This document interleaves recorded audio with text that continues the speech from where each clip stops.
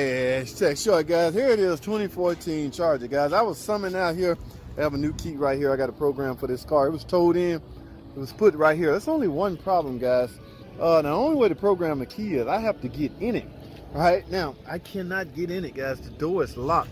Now keep in mind, when you get one of these keys, you're gonna get an insert, the steel blade part as well. So I was thinking if they cut me the steel blade part, I would be able to get in it. This part right here. But again, this is jammed up. Somebody tried to steal this car and I can't get in it. The other side do not have a key. Uh-oh. Now if the trunk have a way, oh, see, the trunk don't even have a key slot to get in. Gotta find a way to get in here, guys. Guess we're gonna have to find a way to use a theft kit of some sort to bend this back and get down there. That's my only other option, guys. Have to get in here in order to program the key, send this customer on his way. So I gotta go to plan B. I don't know what plan B is. I'll figure something out, guys. Y'all stay tuned. All right, guys, I'm finna try to get in here. Wish us luck. Maybe you're a good thief, bro.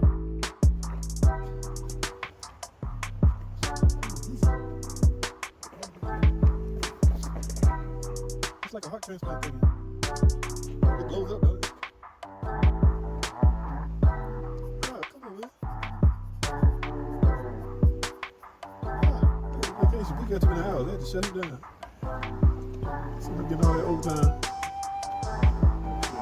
Yeah, they like that. People gonna break us. They gonna send us down.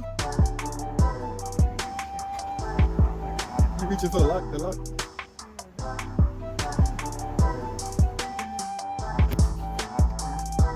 Oh, there you go.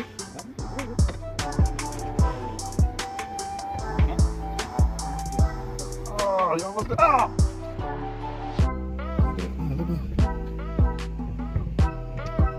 I'll see you guys tomorrow.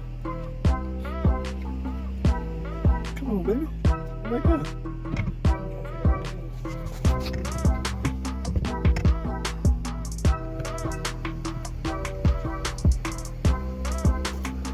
Ah! Alrighty, guys. We in. Alright. Now the battery's not dead. As you can see, I got lights, but I do not have run. You cannot get run. That's because there's no key. Okay, the car company is not just gonna give your car run capability if there's no key involved. I have a key, but I have to program this first. And I am gonna try. First of all, I got to pull this off. So if I can't pull this off, nothing else matters. I shouldn't run into the problem. This is a car. This is 2014. It has a RFH module, radio frequency hub, I want to say.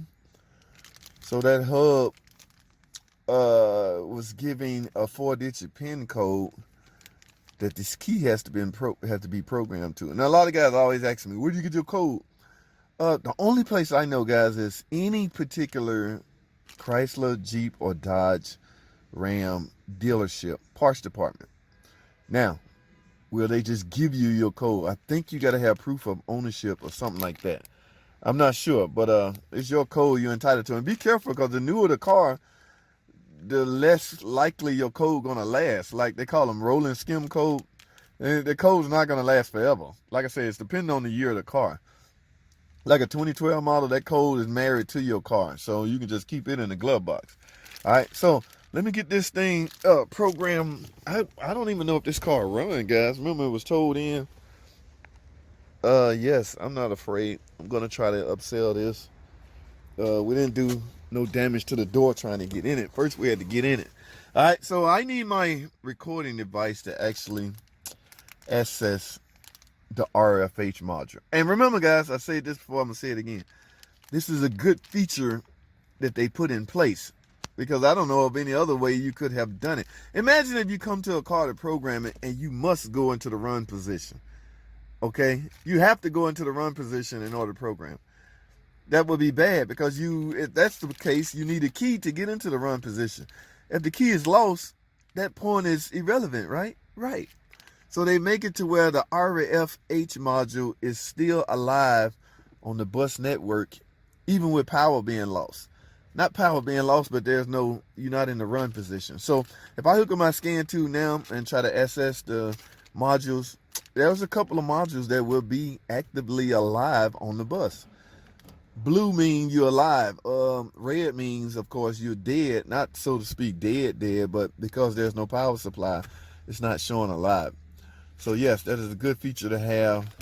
Thank goodness RFH is still alive on the bus, even in the off position.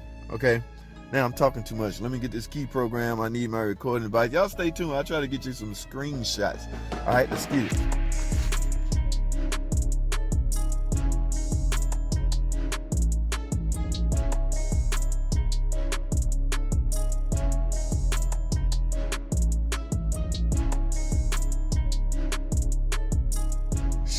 Well, guys, as you saw, key program successfully. Now, this is the first time I'm cranking it. Let me see if it'll start. Let me see if yeah, that worked. All right, here we go. Feet on the brake, and starts. Not that I had doubts. It's just I didn't know if it'll start. First time starting it since it was told here. I hear ticking. Can you say 3.6 pentastar maybe? Yep. Alrighty.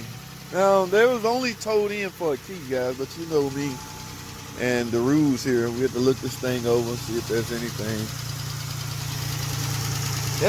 That might be from it's been sitting for a while. Remember, guys, if your car's set a couple of days, 3-4 days without running, all the oil will try to drain, by default, drain back to the oil pan.